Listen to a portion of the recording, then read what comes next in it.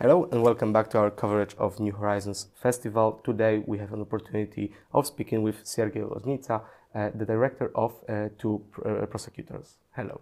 Hello.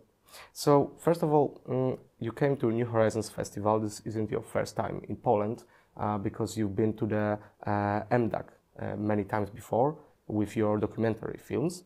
But before this festival, Two Prosecutors had its premiere at Cannes Film Festival. So completely different audience, completely different, I would say, type of people with which are looking for something different in cinema, I would say. And the tone of festivals are completely different. So do you feel as an artist more comfortable with these smaller festivals like New Horizons, where you are close to the public and you can talk about your films, see how it's received? Or do you prefer those big events with journalists asking you all the time about everything? First of all, I was first time in Polish festival in 1996 with my first film in Lagów. Lagów? You know this festival? Wow. Lagów. It is not so far from here. Mm-hmm. I don't think it still exists. I think it's like done. I don't know. But it was my first visit to the festival. Mm-hmm. It's on the lake, in beautiful place, and for me, it doesn't matter where I just present film in which festival. And of course, Cannes is special. I mean, my duty is different. I have to work like 4 days or 5 days after presenting film. Just 3 days full of interview and etc. But in smaller festivals like here or in Karlovy Vary, or in Toronto, it's not smaller, but for me it's a festival where I can watch a lot of films, which I miss. I prefer to watch films in cinema, and I visit all these festivals for this purpose. And also here for presenting film, and film will be released in, I don't know, after November. Yes, at the end of the year it has end of the distribution. Year. Okay, and here I make an interview also for that. Yes, it's too early to say for you to know how it was received, right? Because you only arrived here today, from what I know. But you mentioned that you had other opportunities after Cannes to see how people react to this film, and your film is very specific in how it functions, because what, in my opinion, makes this film really unique is that you really make viewer feel trapped within this system that you show as much as the main character is. And is this quality, is it something that you had to make a lot of adjustments on set to keep it like that, or was it something that just happened naturally, just by the nature of the story that you were trying to tell? Everything happened naturally, and we all present nature in our special way. I present my nature, my actors present their own nature, and cameraman his nature. So, and I work with a very great artist, cameraman, set designer, or cameraman from Romania, Oleg Mutu, is a great. And he made Mungiu films and Cristi Puiu films, you know, this yes. film which won Palme d'Or, 4 months, 3 weeks, 2 days. Yes. Terrific film, by the way. And Death of Mr. Lazarescu, he won Uncertain Regard in some years, and it's also a great film by Cristi Puiu. So, and I work with Oleg, all films which I made, I mean feature films. All 5 films we did with him. and also costume designer from Poland, Dorota Roplo. She's great, and we made 4 films with her. And also first ID, I worked with a great first ID from Poland, Marek Sidorowicz. Oh, so this was like international. Yeah, and set designer from Russia. He now used to live in Serbia, and Kirill Shuvalov, and my editor from Lithuania, Danielius Kakanauskis. All films, almost all I edit with him.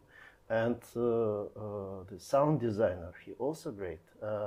He's from Belarus. He used to live in Lithuania, and Vladimir Golovnitskis, and etc. etc. We have on the set like 6, 7, 8 languages together, like German, Dutch, Polish, Russian, Ukrainian, Lithuanian, Latvian, French. All these people work with me. It's a co-production of 6 countries, this film. And this is why it happened. I see all these different cultures just mixed on set. This is a mix of cultures, and also, of course, I control everything, but I give quite a lot of freedom to everybody. But from the beginning, I just explain what I want, and after we find a common solution how we will do that. You already mentioned the DOP of the film, and it's really stunning piece of work visually. You made the decision to make all those visuals very static, almost lifeless, but at the same time very intriguing and keeping the audience on the edge, I think, in many places. And what was the inspiration, the idea behind keeping all these visuals in this style? Is it something that was very important to you, or another element that just came naturally? Have you been in prison? No. No. Just a visit? No. Never been. Prison is like room like this. This is a privilege to have this kind of room, like 3 times less. You have only this bench where you can sleep, which fix to the wall. You can have a table and chair which fix, and place where you can pee. That's all. Nothing else.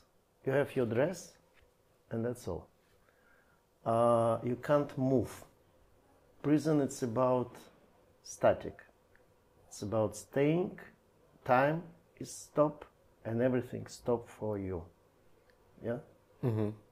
And you wanted to convey this feeling. Why I have to move camera? I didn't understand. Because I would like to create films in a way that I would like to share this feeling with spectators, and try to find a way how to do it, and to use all tools which I have for that. This is kind of immersive cinema. I would like spectators feel the same as hero passing through. Yeah, that's something that I really felt with your film. That that we are within this situation with him, and we cannot escape if we wanted even, and we feel really close to him because of it, and we really get to experience how this whole system really works and suffocates him on every step of the way. So it's really quite impressive in how you manage to do that with all the elements that film provides to use for such an experience. So one word, it's a limitation. Yes, it's a great use of limitation. And we remove from a costume and from set design, from all color, live color, like here. Yes. You have red, green, yellow, it's alive, and blue. We remove all of that. We have black, white, of course, gray, and brown, dark brown, and dark, like a costume of the guards. This is historical, dark blue, and dark blood, like blood color, dark red. That's all. And also it works. Yes. And the sound is also very limited. You can hear the steps and can see corridors and the key and locks. This is the sound. Yes, and it's especially well used to give this comparison between the scenes we had before and the ending, where suddenly you have all these noises from the train, and it's more alive, and because of it, you feel tense. You feel like something happened here. That's not life right. Behind. Yeah. Life somewhere else. Yes, and you are a very busy person, like movie production wise, I feel, because you are. This was your fifth feature film, but you made a lot of documentaries. You work a lot with archival footage, making it usable again, viewable again. And I wanted to ask how all these different types of movie making influence each other in your process. Do you feel that working with archival footage made a difference while creating this film? No. No? No. I made before film The Trial in 2018. This film based on archive footage which shot in 1930s. 1930, during the trial against the so-called industrial party, which never exists, and it was a public process. And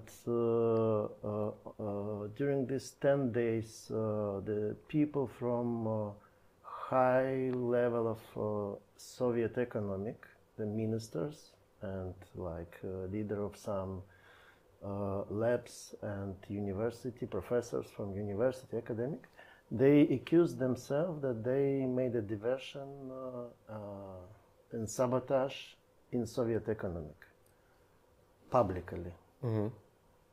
And from one side it's impossible just to look to them. From other side they did in such a way that quite a lot of people trust them. Now we know that it was everything creation by OGPU or NKVD, OGPU in that time, and or NKVD probably, and it was organized by Stalin, and he started after this trial this fighting with intellectual people, engineers, Soviet engineers became prisoners of Gulag. Tens of thousands engineers were sued in different places. It's this kind of trial happened everywhere. So, and after this film, I would like to make what happened with them in the prison. And I read a book by Georgy Demidov 10 years ago, and I made this second part of that story based on his novel Two Prosecutors. Georgy Demidov is a writer who was in 14 years in Gulag, was arrested in 1938, and wrote his novel in 1968, and this all his manuscript arrested by KGB in 1980. He died in 1987, and his daughter fight to get it from KGB archive. Finally, she got it in 1983. Or 84, and after that, first this book was published in 2008. You know, so long, 40 years from was written and publication. And yeah, he's a very good writer. They now published his sixth volume of his work, and he's such a, as a physician, he described the system like a scientist. Mm-hmm. It's a dramaturgy, of course, but scientist point of view. He mentioned the most important things, and all his three novels about this period, 1937, three novels about 37, show a different side of illusion. When people made the prisoners or people who participate, like our young prosecutor, made the wrong steps based on illusion which they share in that time. It's always about illusion which help to the system work, help to this system keep itself going. Keep it going. Yes, yeah. This is very strange that a prisoner and our young prosecutor using the same concept, but against a different part of system. The system using concept that this is diversion and sabotage, and they using concept of sabotage, but against the I don't know, followers and this prison guards and etc. Yeah. And do you feel more comfortable creating these stories like we see here, where it's based on something and you create that story from the scratch, I would say, or maybe you find yourself more comfortable working with archival footage and creating documentaries based on that? I'm comfortable with the topics which I know very well. So it doesn't matter for you if you make it as a documentary or as a feature, you just want to tell those stories? It depends what kind of documentary and about what I made. A short film, last film was released in 2024. I shot it in Ukraine. Mm-hmm. It's named Invasion. It's about a war in Ukraine and situation with civil society during this war. And before I made 4 films from archive, Natural History of Destruction in 2022. It's about the bombing of Europe and particular Germany during Second World War. It's an archival film. But all these films about recent topics. For me, it doesn't matter. I work now on a new film about Soviet Union in 1970s. And last question, why do you feel this kind of story needed to be told right now? What happened since this time till now that we can forget about that? What happened? First of all, it's the biggest tragedy for Soviet, and not only for Polish people also, and not so many films about that exist. Yeah. Yes. Second, we did not learn. We share the same naivety and same strange vision now, which and give opportunity for people in the power create more or less the same condition for our life. And I was surprised, for example, the reaction of American critics was like that. If this film appeared a year ago, it will be like particular film about some particular civilization somewhere in the world. Now, this film, we read like a warning for us what can happen in the United States with this authoritarian leader, how our country can be transformed in the future. You know, this is a universal topic still. I think so, because in all countries, in all states, using bureaucracy, and bureaucracy, as Kafka described, have their own idea and concept, impersonal concept. Yes, this like abstract beast that just keeps growing, and confusing all the people that try to live within it somehow. Yes, but it was describing before Kafka by Gobbs, Leviathan, like a bright future for all of us. And we have to find a solution how to work with this, because for bureaucrats, it's the world and circumstances where they are. It's not personal. Yes. And they make a decision and didn't care about what happened with the people. In general, this is a mechanism, well-made mechanism. After that, you can turn this mechanism in different way, and how to control power, because all concept of all people in all this who stay in the power, to keep it. Not thinking about society, but about people, but keep power. Yes. Never let go of it. Comparing with royal families in 19th century, the level of responsibility is different. Because the king or queen don't have to think about the position. Till death, she's staying there.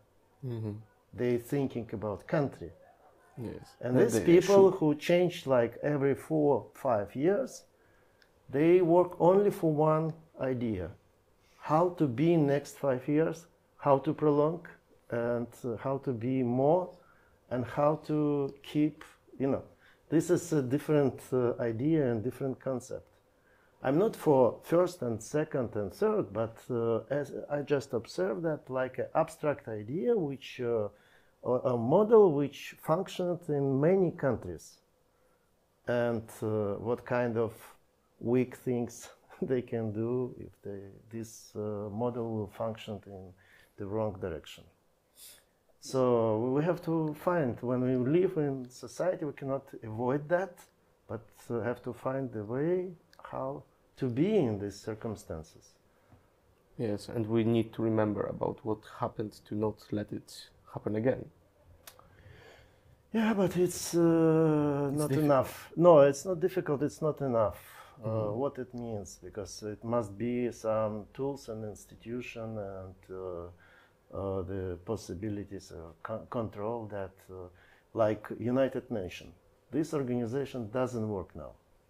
That's true.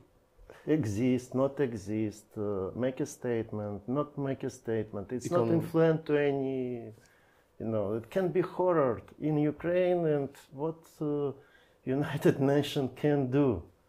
This organization has to be cancelled, yeah? Changed completely. It means cancelled and create something new and based on other ground. But we have huge inertia and it's continue, and who just listen what they are. These meetings of that organization, they're horrible. They just share some horror. After that, one side saying this is a horror, one side, no, this is not a piece of shit, this is a piece of cake. This is not a horror, this is it's normal. It's a special operation. It's something special. You have to look to other way. This is no solution, no action, nothing, Yeah, and like everyone thought that maybe after the 90s, what happened in Yugoslavia, maybe there will be changes, but now we see that those changes didn't change anything. It's still the same. Changes cannot bring like genes to some territory, or like some goodness, some good things, like things. Changes can happen from inside. This is like, we bring you democracy. Impossible. Yes. Impossible. It's a concept which must be in the soul and the brain of every citizen.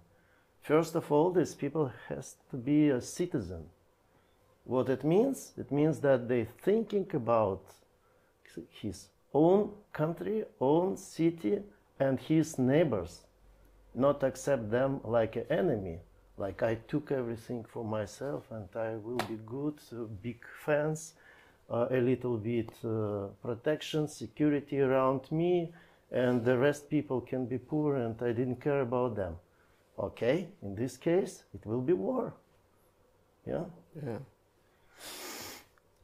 It is a it's very educational hard. thing. So Yes. it's a long story. It's difficult now. It's a kind of how to say, people disappointed that they have a dream that Western technology came to them and create. No, It's not that simple. It's never that simple. no. Yeah, I think that you conveyed a lot of that within two prosecutors and did it really masterfully, using all the elements of film language to convey those messages. So thank you so much for this conversation, and thank you so much for the film itself. I really hope we will see each other in soon with your next project. Thank you very much, and good luck for distribution. I hope it will be quite a lot of people who would like to see this. Yes, especially in Poland, because we still remember a lot of things that you are talking about, and we shouldn't allow certain people to make us forget about them. So thank you again for this film. Thank you.